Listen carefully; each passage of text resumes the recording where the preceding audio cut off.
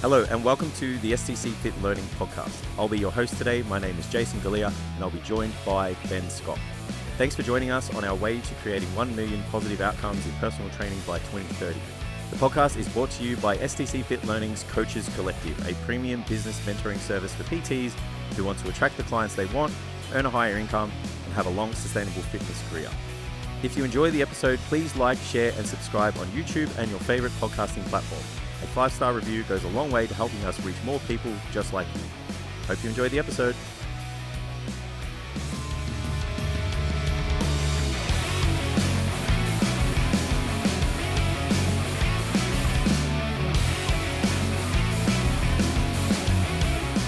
We don't put a sheet over the person, like the whole person. That's still alive. Yeah. And bleeding. Yeah. You just hide under there. Yeah. So that stuff would happen on the regular. Yeah. You just never hear about it. My mate saw a light pole fall down and hit somebody.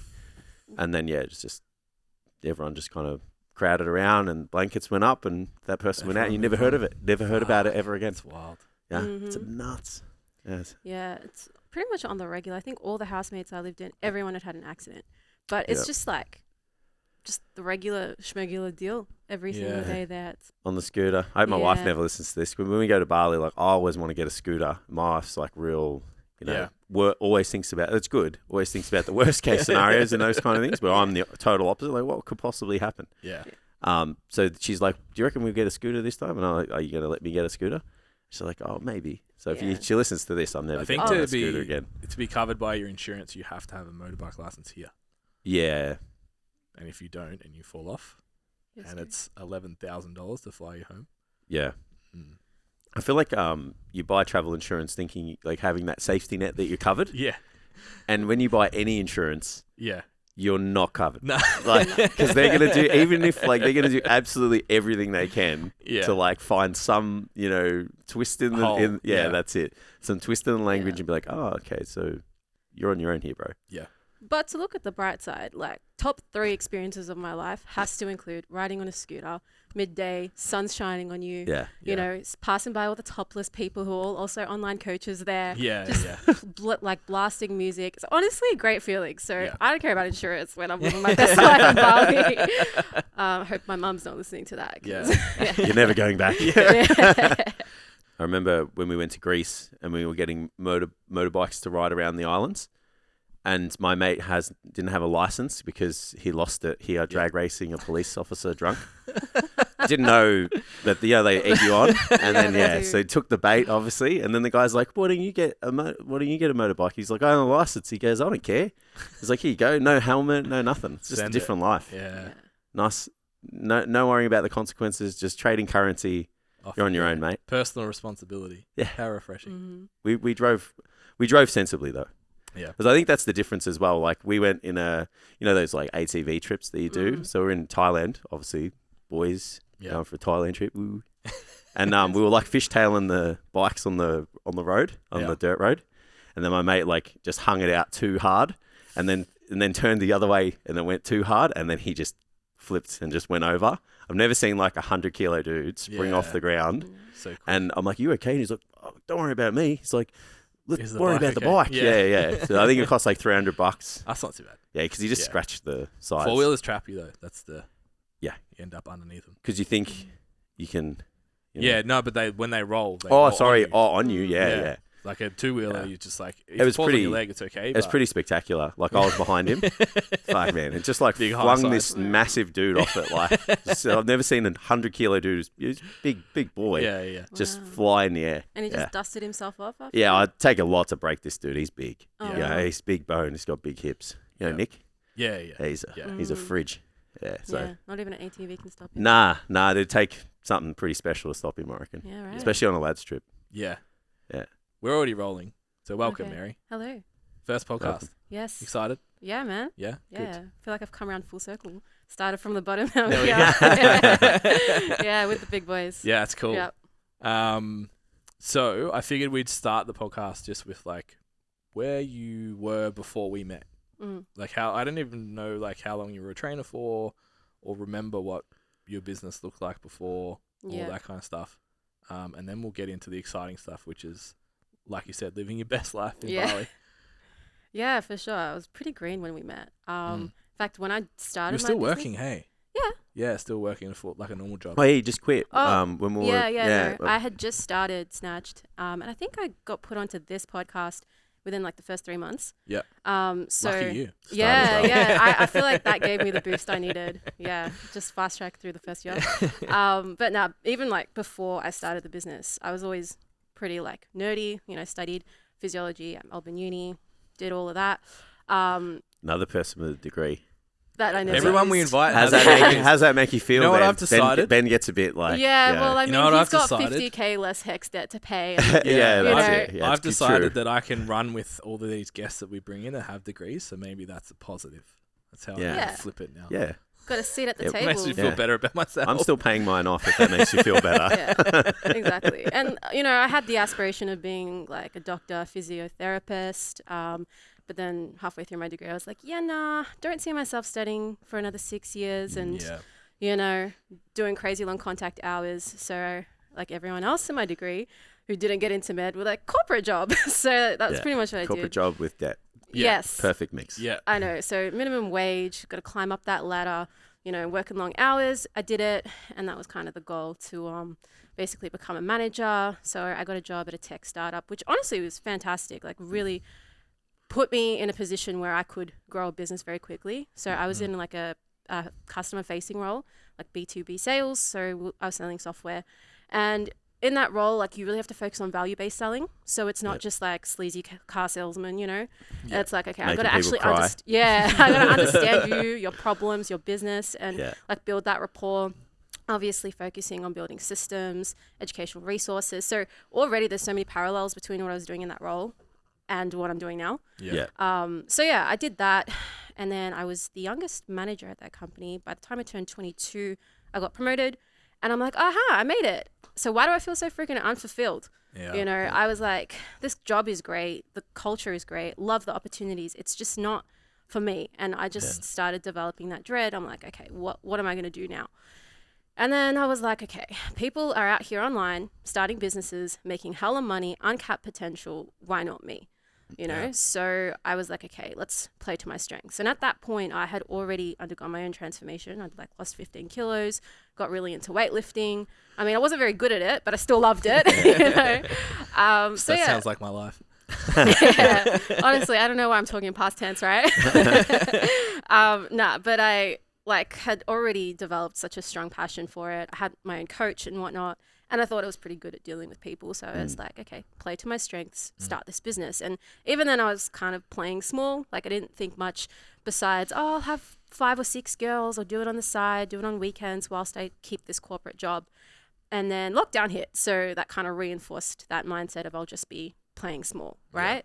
And that's kind of when I got put onto this podcast. And, you know, one of the things that stood out to me was that ownership mindset of there are so many people leaving the industry, but just as many coming in.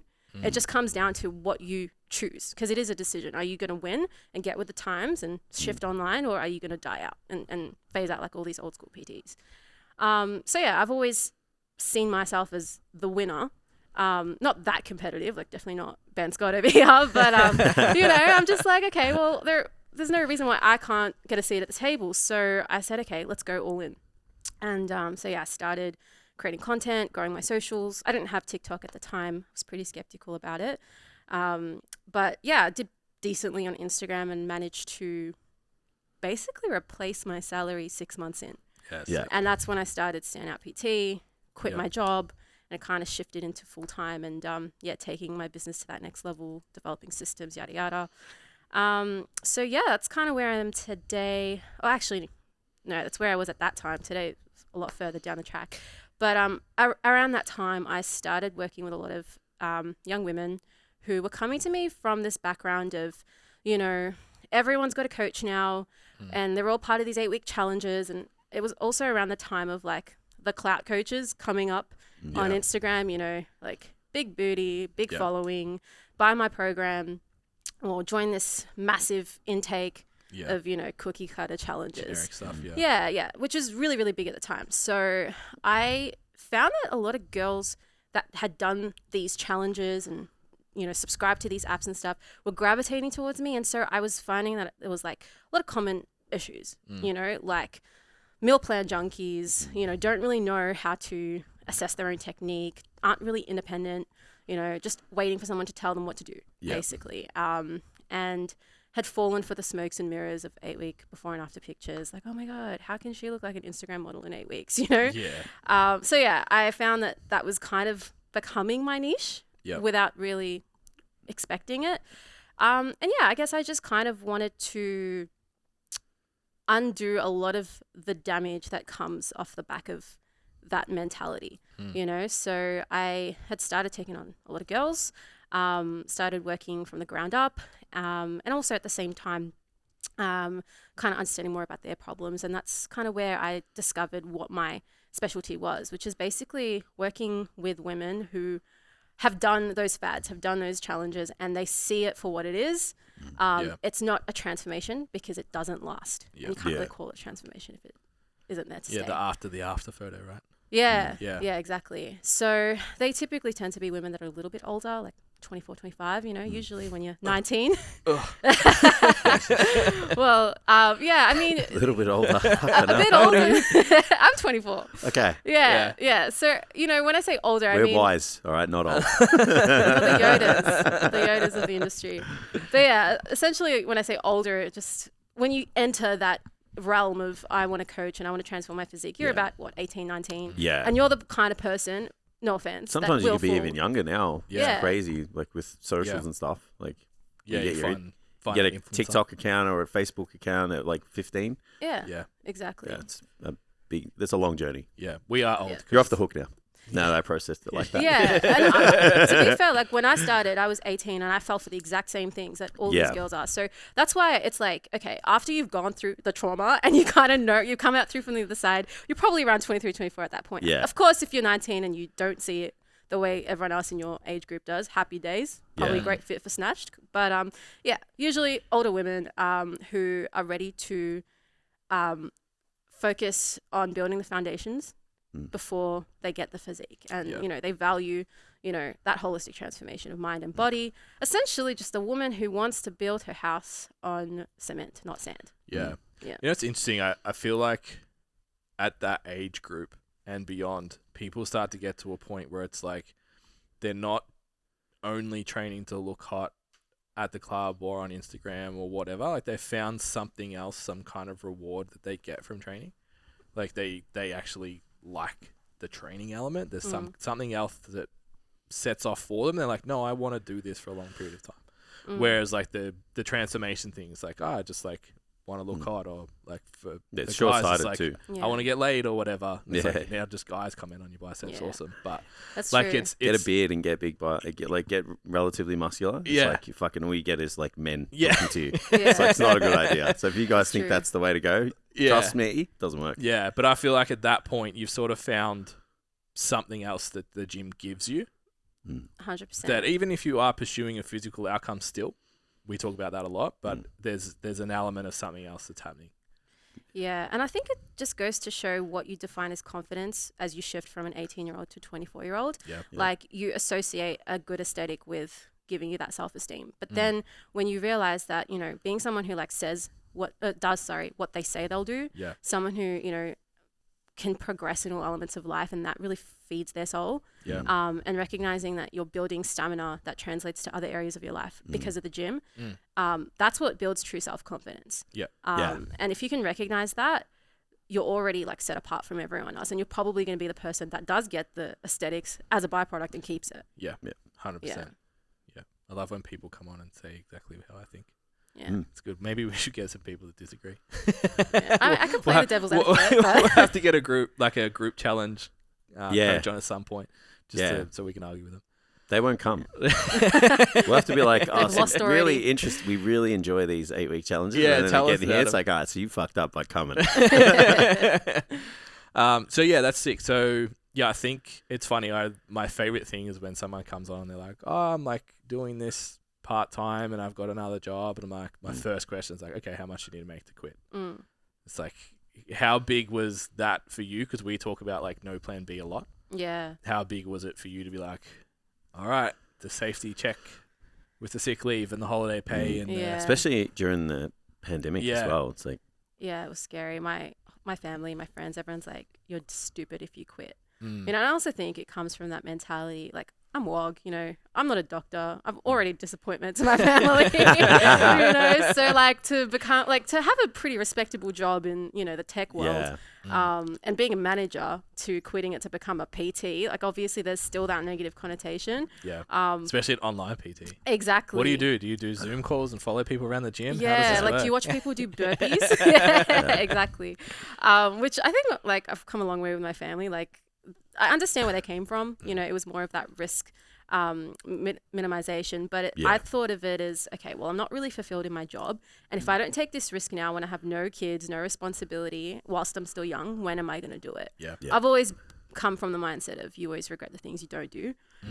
So yeah, I definitely had my doubts, but I knew that I had to go all in if I was going to grow this thing. And I'm glad that I did. I mean, yeah, I think I had a really successful first year. Definitely like lots of blessings in that, but I didn't expect to grow. But I don't think it would have happened if I didn't invest the time, you know, invest in mentorships like Standout PT, you know. Yeah. So it's not like I did alone. Definitely had a lot of help. Yeah. I feel like, and I want to get to like the blow up, but I think a lot of people hear like, oh, Mary popped like, would you hit like 3 videos that all went to like 80,000 views or something in like a week? Is that right? On TikTok? Yeah. Yeah, I've got one, like my most viewed videos are between like 2 and 500,000. Yeah. Yeah. But there was one at the start, I think there was like 80 or something, like your first one that just blew up. Yeah. Yeah, I upset some people with that one though. Yeah. Yeah, but that was the one. Yeah. I think it's on a lot more now, like probably double, but yeah. Yeah, so I think like we tell the guys, like this is the model, this is the system that you need to follow, and we've seen Mary pop and like blow up and have all these inquiries come through and they're like, oh, it's just luck, it's just whatever. It's like, well, no, because you had to have the system in place beforehand to capitalize on it.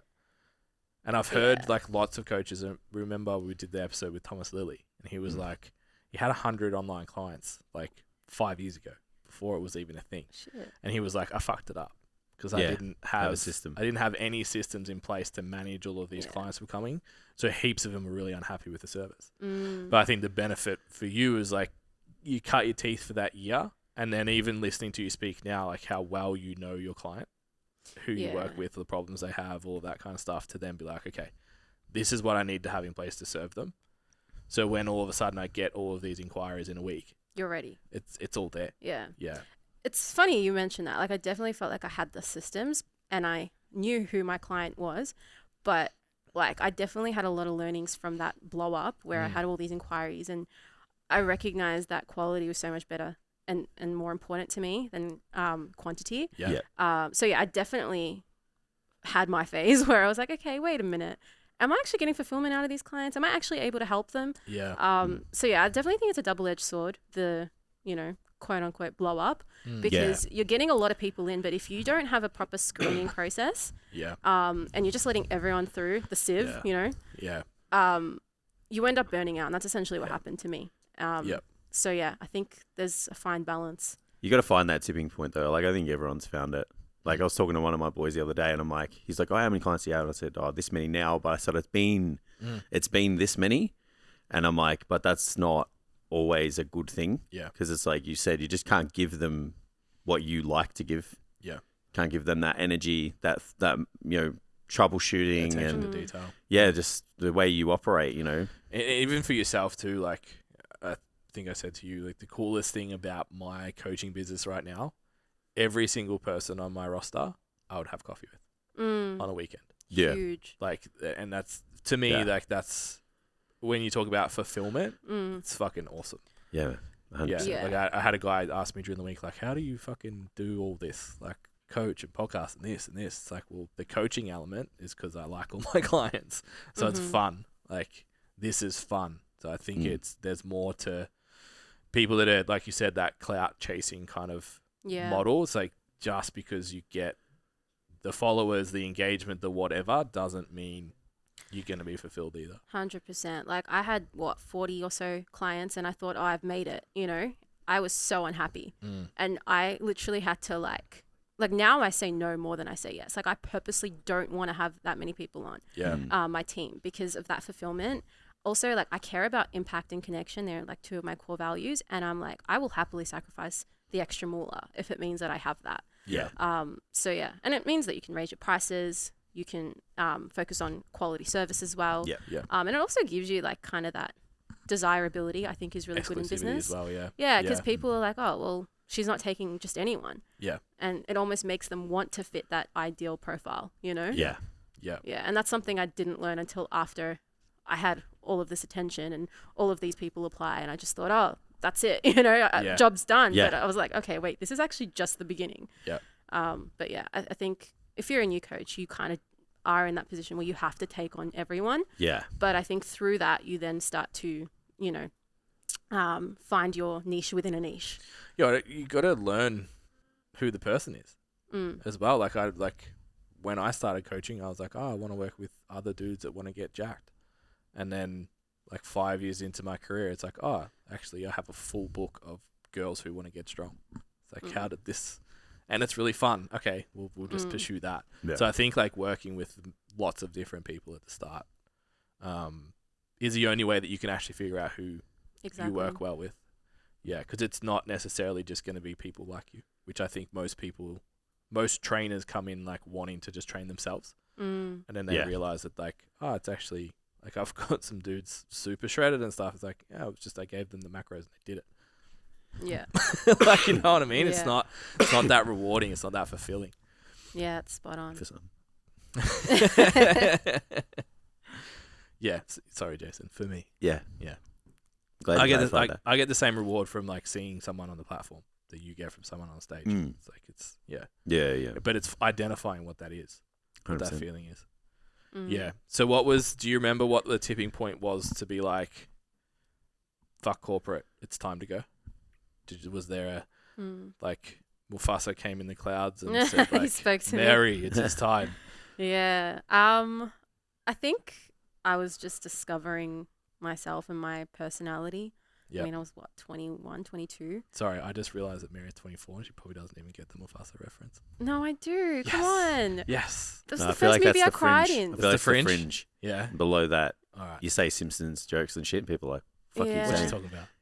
Well, to be fair, Lion King came out the year I was born, but like I still had that child. I still had dial-up internet, guys. Look, you've said some There's a shit and crossover. people go like, what the fuck are you Yeah. saying? So we just Yeah. don't know where that line Yeah, is. So yeah. obviously like you're just above it. Yeah. Yeah, I'm Sorry. like kind of between millennial and Gen Z, but Yeah. I'm gonna say like I identify as a millennial. And we'll go with that. Because you just don't want to be a Gen Z. Yeah, because I was skeptical about TikTok, and I know my Lion King references, so I think that one like You pass. Yeah. Yeah, Sorry. You're part of the crew. We accept yeah, you. awesome. We'll accept you as honorary. Yeah. I've made it. 21, 22, I didn't really know what my working style. Well, actually, no, I knew my working style was lone wolf. I think that's part of the reason why I felt like I was kind of not in the right place. But I mean, I just didn't really know what I wanted to do. And especially since I thought I was going to go down the science route and I didn't, I just kind of settled in a sense and then, focused on what I could do within that industry.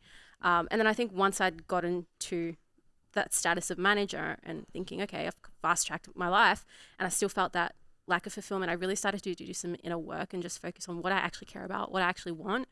And I found a way to utilize my degree indirectly through what I'm doing now. Yeah. Evidence-based fitness is the best. I love it. But also I recognize that I hate being told what to do. And even though I didn't have a boss that micromanaged me, like he was awesome, I don't want to ask to take 2 weeks off at the end of the year. That mobility, You know? Jess, God. That's what happens when you're too jacked, man. Yeah. Can you like turn your neck around? Like, I actually can't. can you see behind you? I can't. Yeah. Yeah. Cool. You need some WD-40, guys. I need a lot more than that. I mean, that's Yeah. going to save me. Yeah. Bit of atrophy. Stop making fun of me, you two.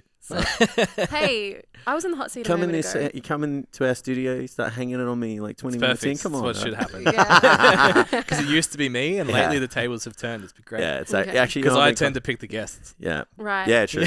What do you send in the message? Like, make fun of Jason now? Yeah, look, we can gang up later on. Nah, Like, It's all about yeah. clout. It's all about clout. People like it when we tease you. Yeah, it's true. Mm. You know, I found, actually, this is going off topic, so don't worry. So coming back, so you... Yeah. What was I saying? Yeah, so I didn't want to have to put in leave for 2 weeks a year. I liked being my own boss, doing my own thing. I think that's when I recognized, okay, I think I need to be a business owner. It was just a matter of what. Yeah. So yeah. Yeah, that's awesome. So you said you were how long were you in the industry before you started our program? About a year? No, Less? I started in May last year. Yep. And then I did Standout PT in October. Yeah, cool. So like 6 months. Yeah, 6 or so months. Yeah. So what was the next 12 to 6 months like after that? Yeah, Standout PT was lit. Because I feel like when you... It was lit. Oh, God, we're going to pump up every time you say it, entires, it's another bonus. Each time. Send the invoice later. Not to make I was just about to say, where's my commission?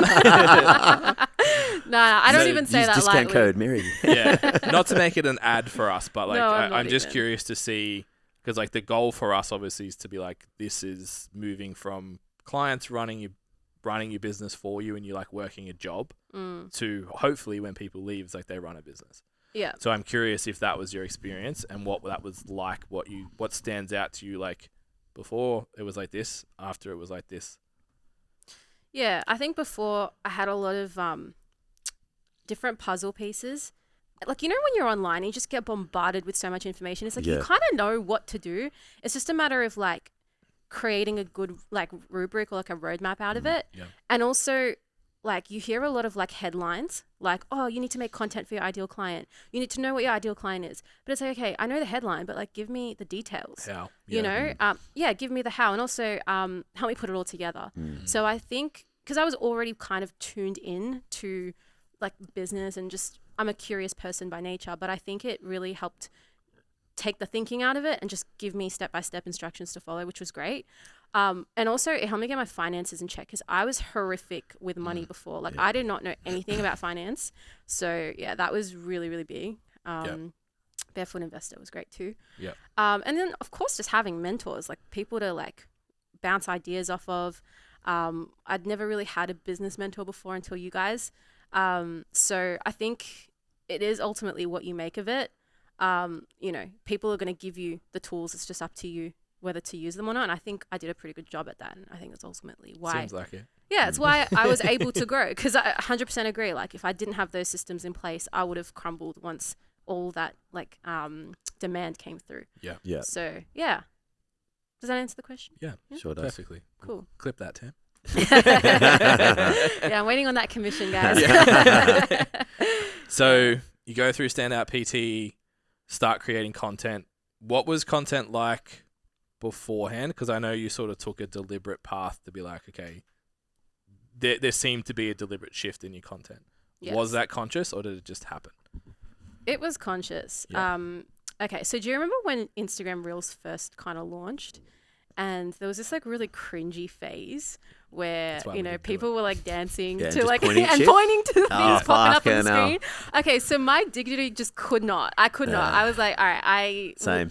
And don't get me wrong, I still had my cringe-worthy content, just not that. Yeah. So what I did, initially what I did was I'd take a trending sound, lip sync over it, and then like slap on something on top, like when your client checks in with you and XYZ, right? And again, I hated doing it. It felt so inauthentic to me. Yeah. And it just was such a forced type of content. I didn't enjoy producing it, but it worked, I guess. Yeah. Like I got a bit of traction from it.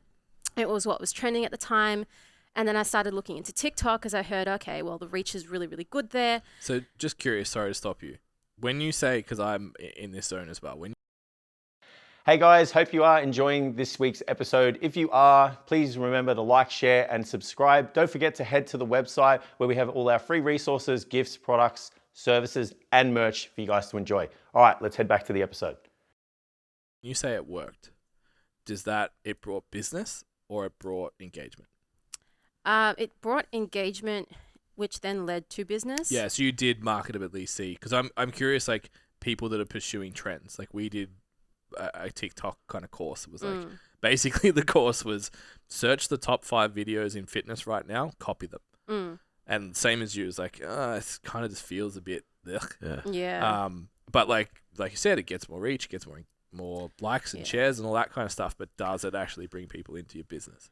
I think the landscape has changed a bit since then, but like if we're talking 6 to 9 months ago, yes, it did. Yeah. But I think people just see how phony and awkward it is, and there's only very few like content creators that can do that well. Yeah. So like I even remember, I think it was Revive Stronger.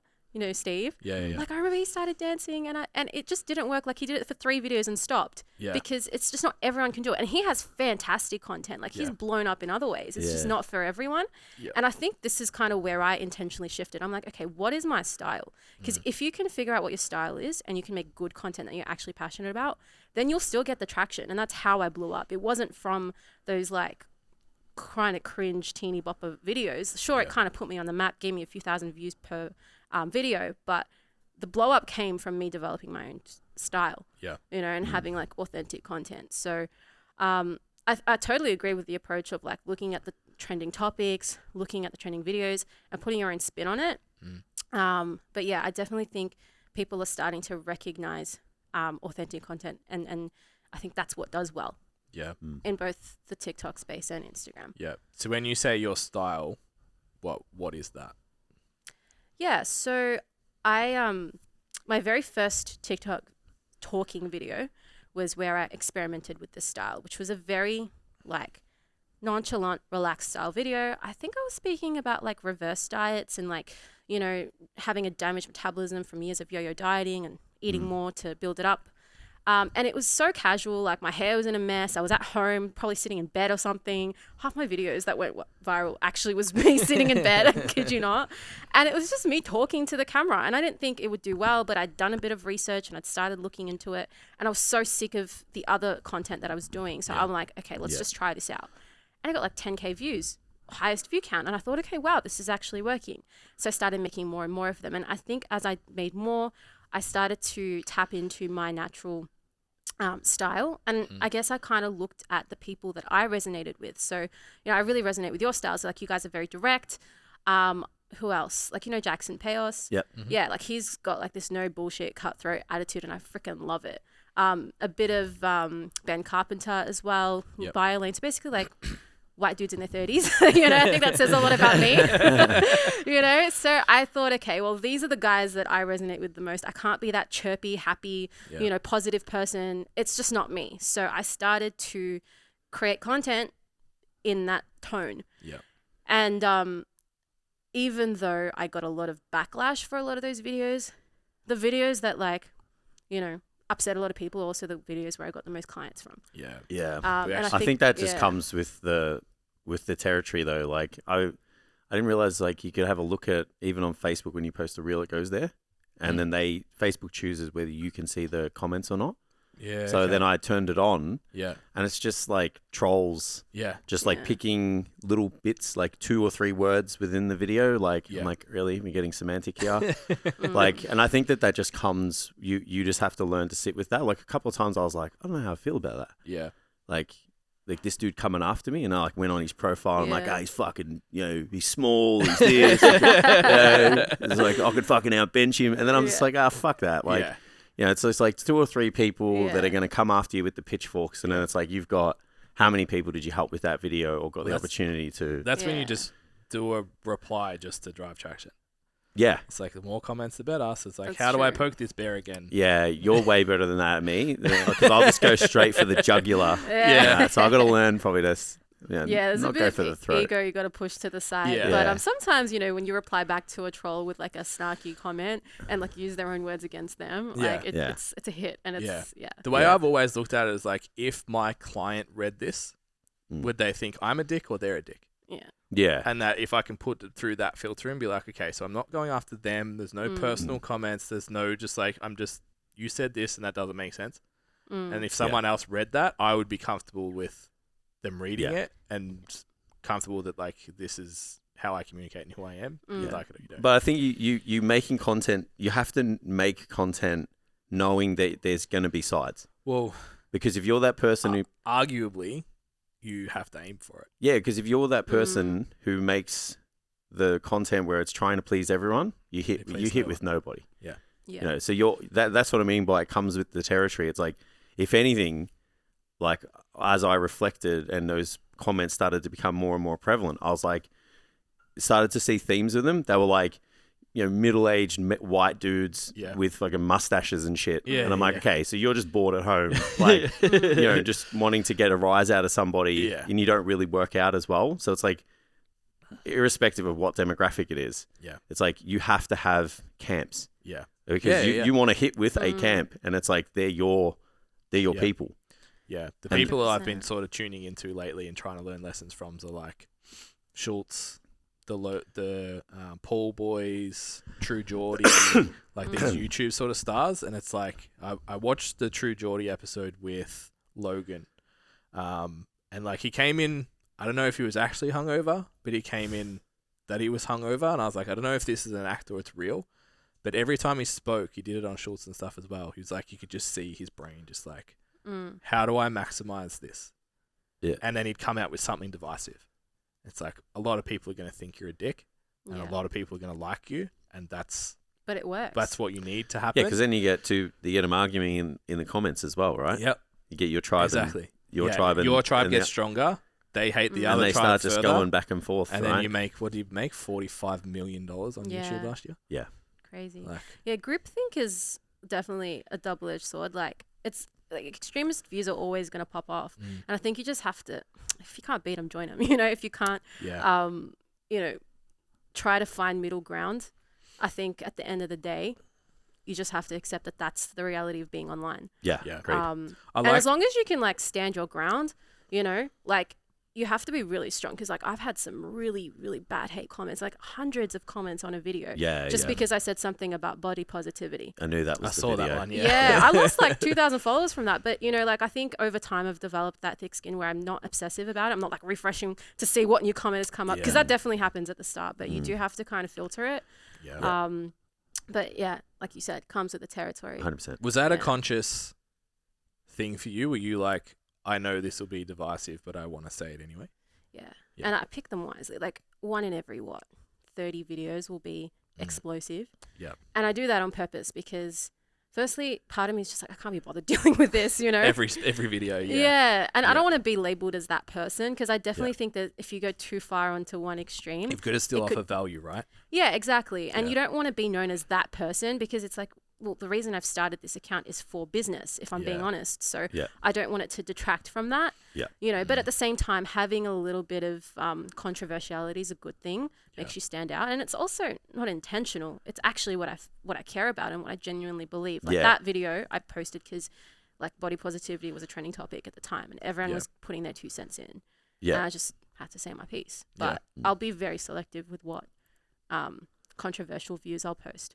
Yeah, mine usually start as like a really blunt and sort of aggressive point, and then it's like I write it down the first time, and you still read it back, and you're like, yeah, it could be said better. And then by the time it actually makes it to a video format, it's like, okay, it's an articulate version of the fuck you thought that I had at the start, but I think the balance is trying to find keeping enough of that that you still have your tribe and your people resonate, not vanilla wash it so much that they don't care enough and it doesn't piss anyone off. Yeah. Because I think like getting unfollows, there's one way to look at it that's great. Yeah, because you're filtering out all the bullshit. Yeah. And you're attracting people you actually want to work with. Yeah. You do have to dilute yourself. That's just the reality of being, you know, us. Yeah. You know? Yeah. What's the most controversial take you've posted? We used to get hate from vegans. Every time we posted about vegans, it did. But it's not a trend. Like, vegan hasn't been a thing lately. No. Yeah, it's not as controversial anymore. Nah. We don't get as much anymore as what we used to. Yeah. When we used to post tech videos, like, because we were, you know, not built like the side of a house. Yeah. We used to get a lot of trolls on that. Like, these guys aren't even big. Yeah, more trolls than anything. Yeah, it was. So then Ben would just go back and forth with them forever because he likes doing that stuff. Yeah, it's fun. It is fun. Yeah. When they did the plus size model on Cosmo or whatever it was. Yeah. We did an episode on that. Yeah, the pitchhooks came out for that as well. Yeah. So we've got common ground there. I was going to say, I don't think no matter what, if you talk about body positivity like that, people are going to come after you. It's too polarizing. Actually, we have got some hate about the mindset stuff as well. How can you hate on having a tough mentality? Nah, so calling out coaches that have become mindset coaches because they don't have the skill set to be just coaches. Yeah. It's got some big pushback as well. If the shoe fits, though. What about the we spoke about something. Remember the dude who's talking about like it's modern day slavery to work, like, because we'll talk about like the hustle, the mindset to like just work hard, and he was saying like that mentality is like modern day slavery, and we should live in the woods and like not have to work and stuff. And I'm like, well, you have the choice to do that. It's just you'll be hunting for your food and probably building your own roof over your head. And you'll probably die at 40. Which is what people used to do hundreds of years ago. It was like, it's like you have a choice, bro. Do it. Yeah, it was to stop calling out hustle culture, I think. Yeah, we were just like people don't work hard enough, and they just like expect everything on a silver platter and stuff. They're coming after us saying that's a bad mindset to have. Because everything just falls into on your plate, right? You don't have to and they were working so 9 to 5 in office jobs, and like got triggered by the hustle, and like, oh, dude, and coming at us for the prices of mortgages as well. We started using that. I'm like, bro, I don't dictate the price of things, man. Like, we don't set the market. But your 9 to 5 corporate job isn't a hustle, just to let you know. But you're invalidating my feelings, man. Yeah, I'm sorry, but I'm not. Honestly, get with the time. You can feel how you need to feel. It's like, yeah. So it happens with everyone. It does. Yeah. You just need a Ben, or unless you like to argue with people, you just need a Ben to send them. I'm like, all right, Ben, go get them. Yeah. Okay. Go and argue with them. I might have to put you on my payroll. You can just audit the TikTok channels. You can be PR. I don't know, actually, if you want to do that. Oh my God, my sister says that all to me. She's like, can I please be like your PR manager? Because too much hate, Mary. She's like, do you really like this? Because she's like the type to be like, I don't know how you can handle this like kind of attention. Yeah. And I'm just like, any publicity is good publicity. Yeah, and like, even for myself, I very, very rarely comment on a video that I like. I'll like it, and if I really like it, I'll probably share it to somebody, but I'll very rarely comment. Not that I comment much hate these days, because I'm too busy and grown up a little bit, but like if something really triggers me, I might comment on that. So I think you can't measure, well, fuck, I got 100 comments and 80 of them are attacking me. But it's like, well, yeah, because the only people that are going to comment are the people that are pissed off. 100%. The people who like it aren't going to bother. Because human nature is to focus on negative anyway. Yeah. So I think it's important to understand the user engagement as well, and how you behave as a social media user. You're not going to comment on something you really like. So very true. Don't expect that ratio to be even. And if you're getting that feedback when you get those inquiries and stuff, like we get it a fair bit. It's like, hey, being a follower of the podcast and the channel, and really enjoy the content you guys deliver, and think it's one of the best out there. Yeah, it's like if you're getting inquiries and people are saying that, you're hitting. You're on it. Yeah, exactly. It's just I guess a bit of a lesson if you're trying to please everybody. Yeah, maybe have a look at that. Yeah. So, got business systems sorted out finances, and then you move to TikTok. Yeah. Tell us the story from there, because it's cool. Yeah, no, it is pretty cool. Yeah, so I started talking to the camera, gave up on the little skits and stuff. I never danced. Never. Do not ever say that I danced. So we can go through the archive. Someone's going to come for you. No, I'm sure if there was a video of me dancing, I would have deleted it by now. But yeah, put that on my tombstone. She never danced on TikTok. Still part of the circle then. So I just started talking to the camera, saying my piece, a little bit unfiltered, very, very what's the word? Spontaneous. Like I didn't have any like content. Scripted. No scripts. No content calendar or strategy. Yeah. Just whatever I was feeling. I just went out on a whim and I said it, and it just worked so well. Yeah. Nowadays, I have more of a structure. The quality of the content is a lot better, more produced. That's just based on what I'm trying to, I guess, market and make me look a little bit more professional. But that was kind of the come up, just very casual kind of videos. Equal parts value, bit of controversiality, sprinkle in some dark humor, and that's the recipe for success with me. Yeah. And so, I did that and got a ton of inquiries, I think, throughout November, December, and January. So 3 months, I think I had like 150 applicants, which is wild. crazy. I just didn't expect it. And I had systems. It wasn't as automated as it is now. So there was definitely a lot of follow-up and stuff. But I thought, yeah, mama, I made it, Yeah. So I started taking on a lot of girls, got to that, 40. I capped it at 40. I didn't want any more than that. And that's kind of where I burnt out because I was just saying yes to everybody. Even though I knew who my ideal fit was, I wasn't screening them properly. And I was just working like all summer, so I was just burning myself into the ground. And I didn't really have time to reflect, run some numbers, see what the success rate was, tweak certain things here and there, elevate my systems, because there's always got to be that continual professional development. I didn't really have the time for that.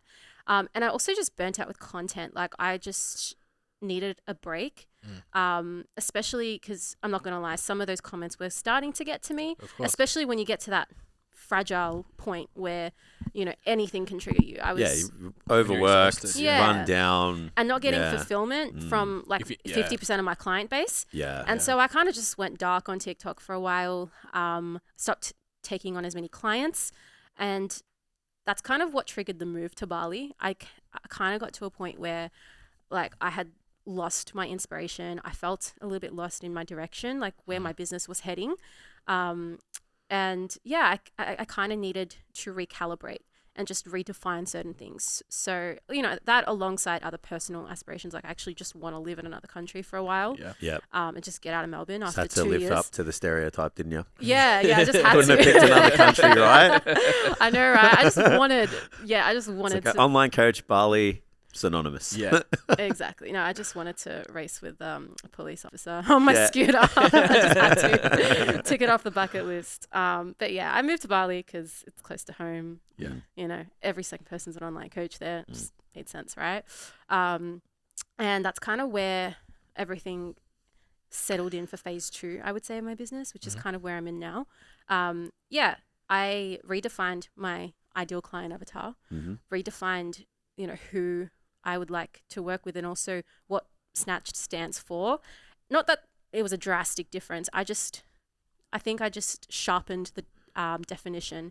I stopped taking on so many clients. In fact, I think I had about like maybe 60% of the clients that I had before, but I was able to charge more, a lot more fulfilled, which I was happy with. And it kind of was the quiet time that I needed.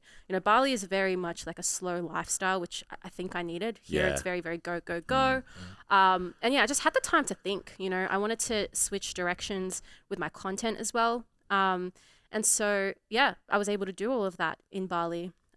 Leveled up all of my my equipment, like camera, mic, did the whole shebang. And I'd say that's kind of where I am today, focusing more on quality rather than quantity. And just making it a little bit harder to work with me because I don't want to work with everyone. And it's kind of the natural progression of things. Yeah, that's cool. Like it ties into that content conversation too, of just like you care. There's a smaller group of people that you want to make your content for. So then you can tailor that a little bit more and you can make it feel more organic. So I know like for us, like we've talked a lot about the STCfit channel over the last couple of years. We've had different people run that side of the business and all that kind of stuff. And Jason and I have always felt like, it's not exactly who I coach.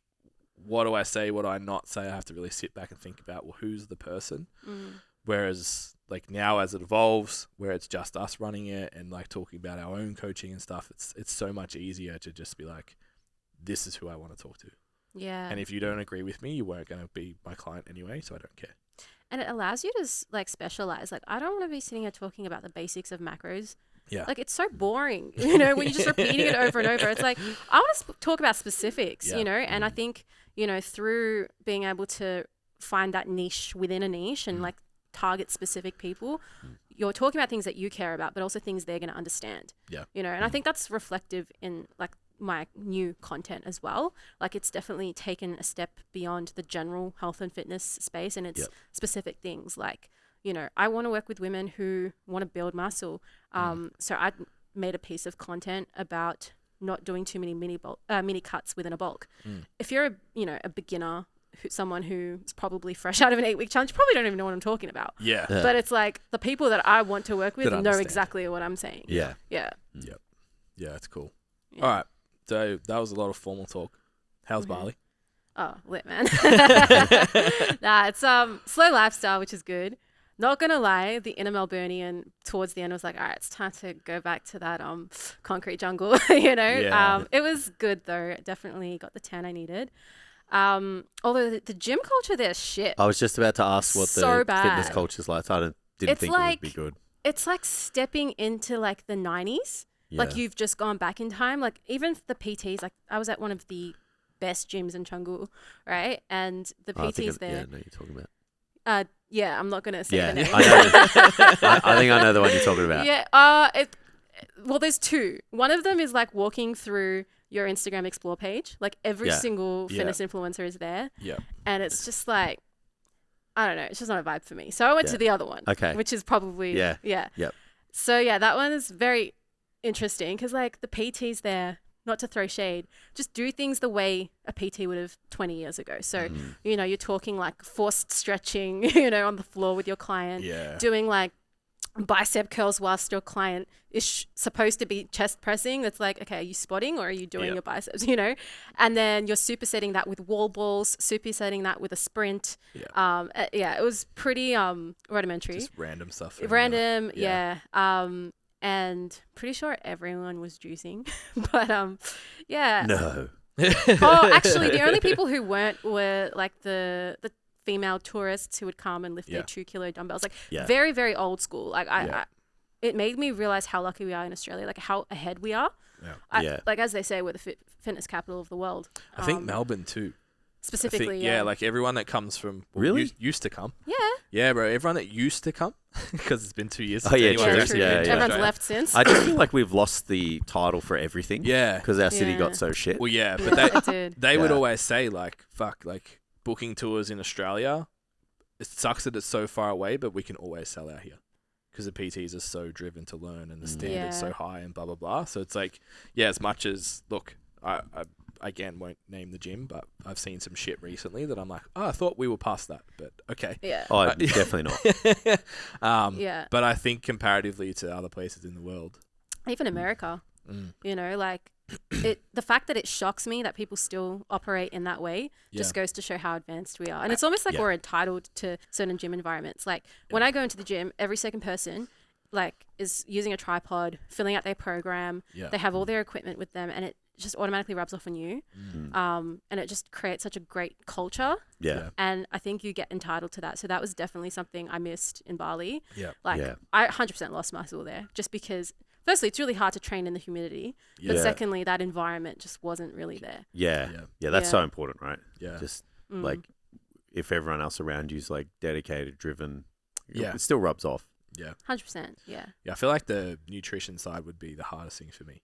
Yeah. Like, was it Yeah. hard? Like, what about access to like the foods that you would normally eat to attain your goals? Like, was it tough or? you Weight just- loss was easy because I got Bali belly. But yeah, you get a lot of healthy options, but definitely low on the protein side. Yeah. Yeah. So getting on the protein, meat's so challenging. Mm. Yeah. yeah, I relied on supplements a lot and they're like not cheap there. Yeah. Yeah. Of course. But no, like the quality of the food is really good, especially in like the main touristy area, like around Seminyak and Canggu. Mm. If you go up to Ubud, that's like considered the health guru capital. It's kind of where like there's a term, the Ubudians, which are very much into like crystal healing Yeah. and you know yoga retreats Yeah. and vegan lifestyles and like Yeah. drinking salt water. I think they did like a bonfire sacrifice or something in my last week there. Yeah, they do some interesting wacky stuff. But I mean, what it are they was- sacrificing? I don't know. There was like Well, all the- Vikings. Those people that you were talking about that went missing. yeah. What the They- fuck? well, they just had this like Burning Man. And then they just started doing rituals and stuff. Yeah, And yeah. yeah, I wasn't there, but like I I heard. really from- hope it was a goat, not a person. Mm. I don't know, man. I don't Although the know. irony of the vegan lifestyle Yeah. with an animal sacrifice, I Yeah. enjoy that. Or a burning person. Yeah. Yeah. Maybe it was symbolic of capitalism or something. I don't know. Yeah, who knows? burn the patriarchy down. Yeah. That's messed up. Yeah, no. So yeah, the food there wasn't that great. I don't think they used seasoning, but in the main part of Bali, like the tourist center, it's pretty decent. Easy. Yeah. There you go. Yeah. So we won't pick that place for our training camps. Yeah, when we finally go. Oh, you guys planning on a trip? For like 3 years. We yeah, want like to. We you want guys to haven't just. left in a while. No, yeah, I know. We've been just like, I it'd just be went to nice to Europe. just go somewhere, good facilities, just focus on training. Yeah. I don't know if we want to run something formal, just something, less formal. It's just like get everyone together and it's just like, okay. we're coming here to train, not to learn. Like a fitness retreat? I reckon Ish. less than, yeah. Yeah. Okay. We need a different we need a different name so it doesn't portray Yeah, that. because I'm going there for myself. And I just Right. want other people to come who are as serious as me, Yeah. and we're going to do So, workouts yeah. together. We Got could it. still do like workshops and stuff. But Yeah. it's like workshops, not like Yeah, I'm not presenting on the history of program design. Yeah. It's like you we're just going want to it train. be a This is what we're going to as do well. for the 10 days, and yeah. put some social stuff in between, Yeah. and then it's like we're at the gym every time this time, and this is what we're doing for the week. Yeah. So it's And- like a training tour more than Yeah, a yeah. fitness retreat. Yeah. And are you planning on something close to Australia? Well, last time we spoke about it was pre-lockdown and it was Bali. Yeah, but now it's probably going to be in Australia. I reckon. Yeah. Look, Yeah. I think there are a few new gyms opening, like warehouse style, because it's like the economy is starting to boom now, like heaps of construction. So if you're planning on going like end of the year or something, Maybe we'll just open our gym there. yeah, I was actually considering that.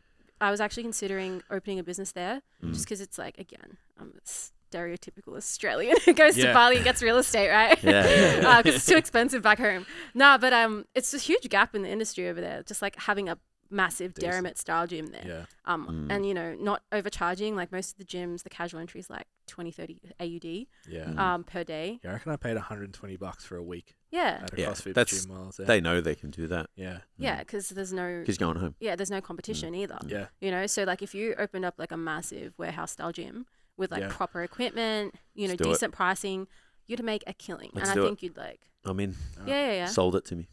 Well, Just I mean, like Shark Tank I just gave you my business idea. like- So am I going to get a cut? Episode of Shark Tank. No, we'll go Yeah, together. yeah, Fuck alright, it. Let's do it. done, Yeah, done. more the merrier. Yeah. Okay. I don't want to live there, so you can live there and just Okay, you I can run it and can- stuff. Yeah. Yeah. I'm not allowed to. My wife won't let me move there. We'll just I try just bought a house, so Okay.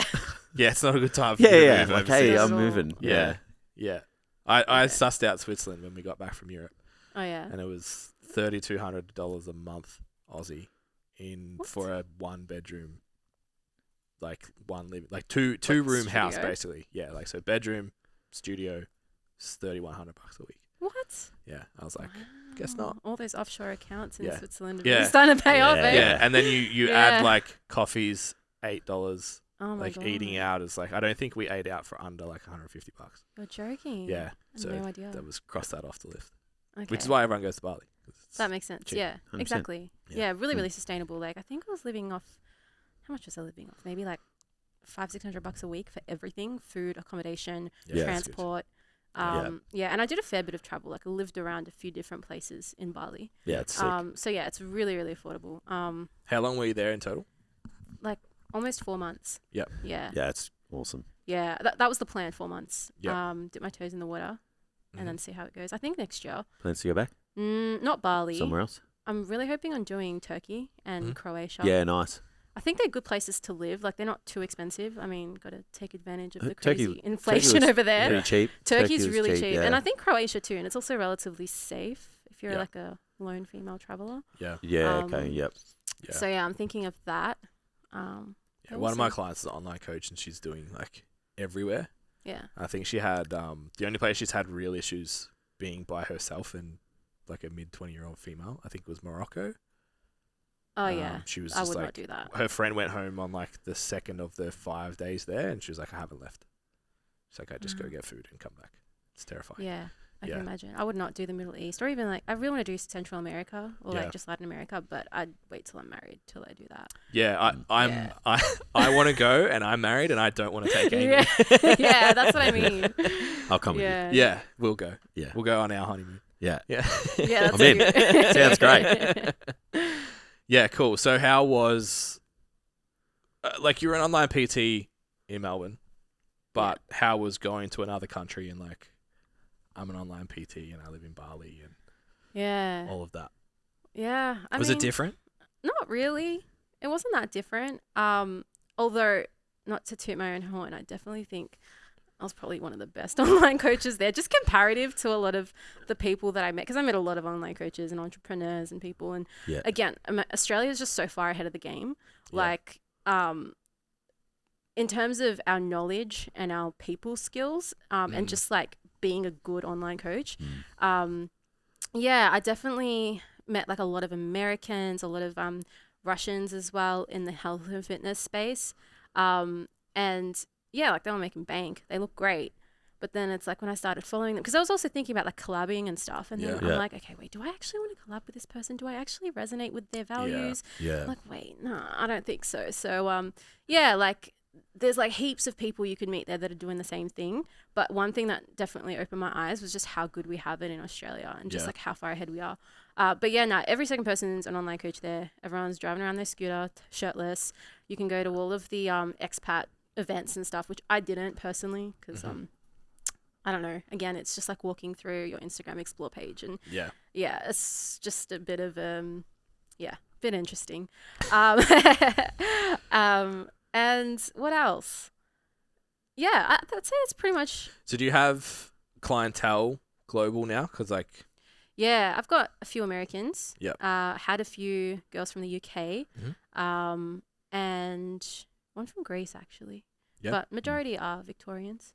Yeah, it's interesting because like a lot of because I've pushed into the States and stuff before, that it's almost like because their standard is, like you said, a bit behind, it's almost like what we do doesn't appeal to them because they haven't seen it before. And like you said earlier, like having the conversations that we have with normal people that go to the gym here is like super advanced that their PTs aren't even talking about over there. So I just wonder, like, in terms of the global market, how well advanced coaching that we consider it actually works over there. So from what I've heard, like from my American girls who've had coaches before, and from what I've seen, like I think this is focusing on one specific type of online coach. I'm sure there are great coaches there and outliers, but like the type to text them their workout the day of, you know, that kind of thing. And I think it's still very embedded in like the Instagram influencer culture. They're the ones that tend to blow up as coaches. I think the reason we don't appeal as much is because like Australians, I think, value the education side of things more so than how good you look. Yeah. I think that's a huge part of it, whereas America's all glamorized and whatnot. Yeah. But I think they're coming along pretty nicely. Like, I think overall the standard is increasing, and at the end of the day, we're the ones that are going to have longevity. So, yeah, I think all the international clients I've had have either like went to college for like exercise science or something similar, like physiotherapists, all of that kind of stuff. But yeah, the Gen Pop that you get the follow back, check out their accounts, and it's like still doing jumping jacks and like jump squats and shit like that. I'm like, I know that happens here, but it's obviously a different market that I've found anyway. It may be there, I just haven't seen it. But and to be fair, like probably 80% of my client book here are qualified PTs. Yeah, that's true. But also I think the American sports is really big. So you've got like a lot of plyometrics focus, a lot of like, you know, speed and agility. And I think that's just what works the best. Yeah, and also I think we're just a richer country. People have more money to spend here, to spend on things that are technically non-essential as opposed to Americans. Yeah, definitely in the middle class, hey. Yes. Like they just have a big gap. Yes. You either have heaps or none. And if you have heaps, like you hire someone to come to your house and shit. Yeah, exactly. Yeah, it's interesting. Yeah, it makes sense. Yeah. Whereas here, everyone's got a coach, I feel. Like in the middle class. Yeah, the culture's definitely swung to that. Yeah. Were there any lessons, like you said, you kind of slowed down once you got to Bali? What were the main things you came home with? Like, this is where I'm going now. Okay, so the main theme of that time was becoming more desirable and stepping into my authority. Yep. Definitely felt like I had that streak of people pleasing and no worries, I can help you with everything. And I think I just recognize that that's not it. That's not what's going to give me that fulfillment. And it just changed. It wasn't anything groundbreaking. It was just more so it came out in the subtleties in my tone. Like, for example, if I get on an inquiry call with a client, a prospect, I feel like I'm interviewing them just as much as they're interviewing me. Yeah, 100%. And I'm like, even when I created my website, I had a section on who I don't work with. And so I'm constantly screening, constantly, incorporating certain keywords like, I don't want to work with XYZ. And if you have these qualities, you've come to the right place. And so automatically it makes you, it's like you're playing hard to get in a sense, which makes people more likely to want to work with you. Because, when you say, I don't work with people who are after quick fixes and want to drop weight just before a holiday, they're like, oh yeah, that's just like me, or I work with someone who recognizes the value in mindset transformation. Yep, that's me. And it's like, the more that you clarify, the more people want to fit into that, that persona. So that was a huge thing for me. And yeah, just saying no a lot more than I say yes, and having those boundaries. What else? I'd say that's probably the biggest thing. And then just refining my systems and processes. Like for me, like I said earlier, connection is a really big thing for me. I want to feel connected. So I switched a few things in my business model. So for example, I was doing Loom check-ins. I switched to calls every week. Like a 15-20 minute chat through video call. It really helped take the assumptions out because, you always want to probe deeper. You always want to ask more questions. And it just allowed me to do that. I feel like I know exactly what's going on in every single one of my clients throughout the week. It also helps me troubleshoot and identify red flags faster. So that was a huge thing for me as well.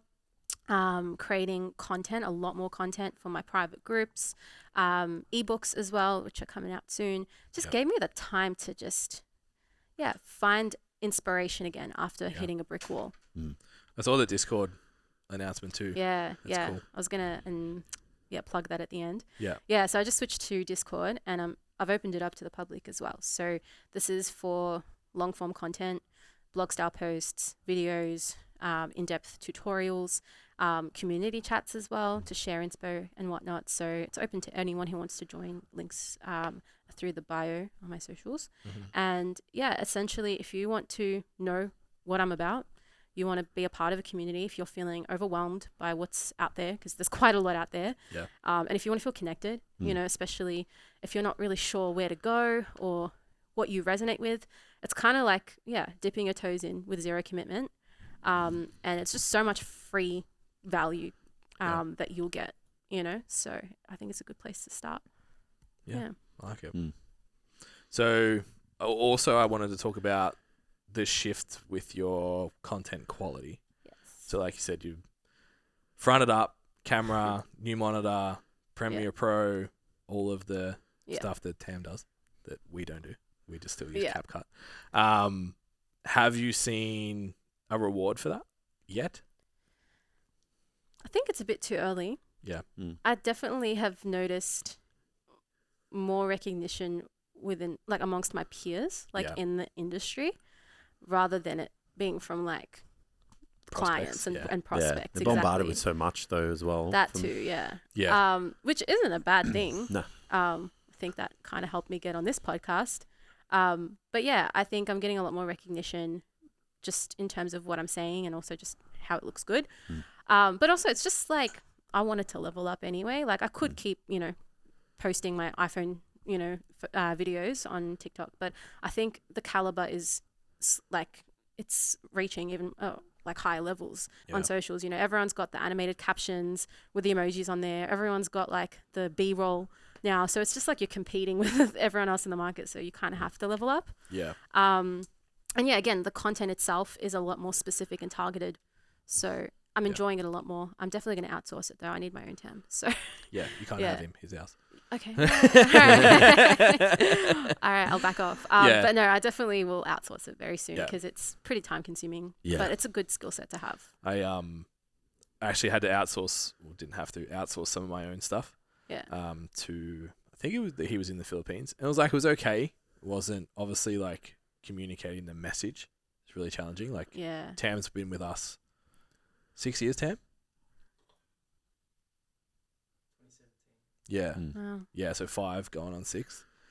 So he knows the message. He knows the tone. He knows the us, like, inside and out. So to be able to capture what he knows we care about and what our messages and stuff's been really valuable. But like I sent the clips weren't too bad, like the speaking clips, but like anything that I needed a training video in, I was just like, Or just random overlays. Yeah. Hilarious. yeah, like you don't get this. Yeah, like we The just put coffee like me order? drinking a coffee in Yeah. the middle of this The video. I random was like, overlay. Yeah, why is it's that hilarious. there? What is that? Yes, So- someone who knows your business is important because it'll come out in the content. And that's why a lot of 100%. people don't outsource because it's Yeah. like you don't know the vision, you don't understand it. It's Yeah. hard to find somebody Yeah. that Yeah. has that, that gets that. Yeah, so but give you guys a scoop because I haven't even told Jace about it yet. But I found a program. What was it called, Tam? No. The new where the stock videos are. Story blocks. So it's like it's expensive, and I'll put that out there. Dad, I don't think Dad sent the transaction yet through the admin account, but I'm sure I'll get in trouble for that at some point. Tax write-off. But it's basically a bunch of uncopyrighted videos that you can use for your overlays. And I actually had fun making. Like, usually I don't mind doing the recording part, but the editing, I'm like, shoot me in the face. Yeah. Like, I actually had fun doing it last night. And I was like, oh, this is new. I enjoy this. So, like, the first reel will go up tonight, so last Wednesday for you guys that are listening. But you're able just to drag and drop, obviously, on CapCut. You do overlays and stuff with training anyway, I think. What's an overlay? Like So- B-roll? Yeah. Yeah, okay, yeah.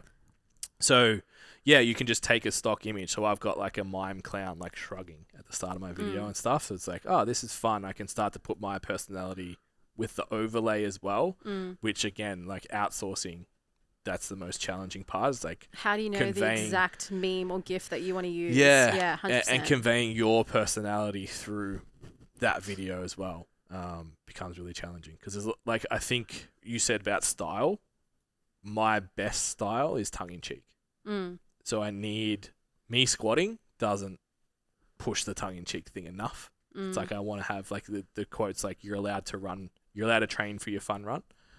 And I just put like an old couple with headphones running down the beach. It's like, it's supposed to be like I'm taking a big shot at people like saying that training for body composition was like to be hot for summer and summer bodies are built in winter and stuff is like everyone's anti that right now. So it's a big pushback on that, and it's aggressive enough like to call those people out, but it's supposed to be tongue in cheek. So it needs those clips. It needs that little bit of edge to actually convey like, I don't hate you. I'm just having fun with this content, this topic. So I think outsourcing it is a real challenge to convey that. Yeah, because it's very hard to define the tone or just the vibe that video puts off. Yeah. And that's kind of where you need creative direction. Yeah. But like for me, like that kind of stuff is the easy part and takes the least amount of time. It's, cutting the bloopers out, syncing up the music, fixing the audio, adding subtitles, bolding certain words. The bold stuff. That stuff actually like shoot me in the head. Yeah. Literally, like it takes so much time. Yeah. So if I could get someone to do that for me, and then I go and throw in everything else that I want, that's like easily 30% of the time. Jace did the color roll on his subtitles. Yeah. And I was like, how did you do that? And he's like, I had to edit each one. I'm like, never mind. Yeah, I know. Fuck that. And the thing is, like, I've done things like that, and it just never turns out as good. Yeah. So I've just accepted that it's just not going to happen. Although I'm probably going to jump on Upwork and find someone from the That's what I Philippines. used. That's what I used. Yeah. I think I'll do that. Yep. So to finish that story, we got 3 weeks into a 10-week contract. Yeah. And his hometown flooded. Oh, So he sent me this photo of like him and his family standing knee high in water out the front of their house. And then he like edited a few videos that were shit and then disappeared. And I was like, I will have my money back. Thank you. I'm sorry. I know it's really bad time for you, but I still need the stuff. So what if you said, sorry, it got lost in the flood. Can't retrieve it. Yeah, he was good about it. So Okay. Yeah. Well, Yeah, it was a shame because I think like with a role like that too, and this is, I'm speaking to you, but to everyone, like with outsourcing stuff like that, you have to prepare to put in time to develop the creator. Like, you're not going to just hire someone from Upwork they get it. Yeah. Unless you pay fucking heaps, which you may as well just get someone local. And then you can actually interact with them a lot more than what you would on Upwork. The trade-off of going in cheap is the communication. Like, I would suggest, like, every week, Loom video, liked this, didn't like this. Next week, this video got this much traction, this one didn't, to really maximize that thing. And then I reckon within kind of 10 to 12 weeks, you'd probably have someone that's pretty close. Yeah. But you would have to train them. 100%. Yeah. But also, if you have that person who's aligned with the vision and here for the long term, not just like, oh, give me some Just like a contract. Yeah. Yeah. And it's just like kind of mindless work. Yeah. They can help identify like holes. Yep. And just because they're that external or that objective view, they can help create a better, sharper main contention for your content. Yeah. And that's it. They do offer, like, there's a lot of people in there that are like community managers, I've learned they're called, that like you do the thing, so the stuff that goes out to you, but all the delivery and the posting and the interaction and all of that sort of stuff, messaging your followers and all of that stuff, like you said, that takes time, that you might be able to, like, you can just push the caption button. Like, you can do that and add them for me. All of those things, it's finding the right role, so then your voice is really solid, your message is really solid in the stuff that comes out. Yeah, having a social media manager would be amazing. Yeah. But one step at a time. Yeah. Yeah. Yep. Awesome. Any other questions, Chase? I'm good. I really need to go to the bathroom. That's why I've been quiet for the last drinking his Thanks water so the whole much. time. Drank Yeah. so much liquid over our podcast than this one. Yeah. I'm like jumping off this seat nearly. So I will say, while Jason just sits quietly and tries not to pee his pants in the corner, it's been awesome to watch, I guess, from when we started working with you to the growth. Just even if, like, take the Instagram blow up out of it or the TikTok blow up out of it, and like the quality of the content you're putting out, the message that you're putting out, the consistency to be where you are this early in your career. Like, Jason and I look at all you guys and we're like, fuck my life. Like, why didn't we have systems like this when we started out? But it's really, really cool to see, and you should be really proud of yourself and what you've been able to apply. Thank you, I taking the appreciate leap from, like, corporate to just being like, Yeah. fuck the system, I'm going to do my own thing. It's really, really cool. Unplug from the matrix and that. Yeah. No, I appreciate it. But honestly, like, if it weren't, I don't want to sound corny when I say this, but I will. If it weren't for you guys, like, paving the path and me leaning on mentors, I wouldn't have been able to do any of this. So, I thank you, millennials, from the fellow Gen Zer, for doing all the hard work. So we had an easy ticket out. I appreciate it. Thank you. Yeah. And thanks for having me on, guys. Shill all your Appreciate stuff. Where do we find you? Yeah, What's that's new? it. What are you doing now? Yeah, What's yeah. coming out? As you know, the Discord group just dropped. So if you want to get in on the community, get all the exclusive content you won't see on the socials, the long form stuff, you'll find me there. So the link is in the bio on our socials, at Snatched Fitness PT, TikTok, Instagram. You can also jump on the website, snatchedfitness.com.au, if you want to work with me, have a look at what we're about, our results, whatnot. And yeah, I think that's it from now. Awesome. Yeah. Thanks so much for coming out. Thank you, Mary. guys. Thanks. Awesome. See you guys. Bye. Thanks for tuning into the episode. Don't forget to like it if you liked it, and subscribe if you loved it, and share it with somebody who you think needs to hear it.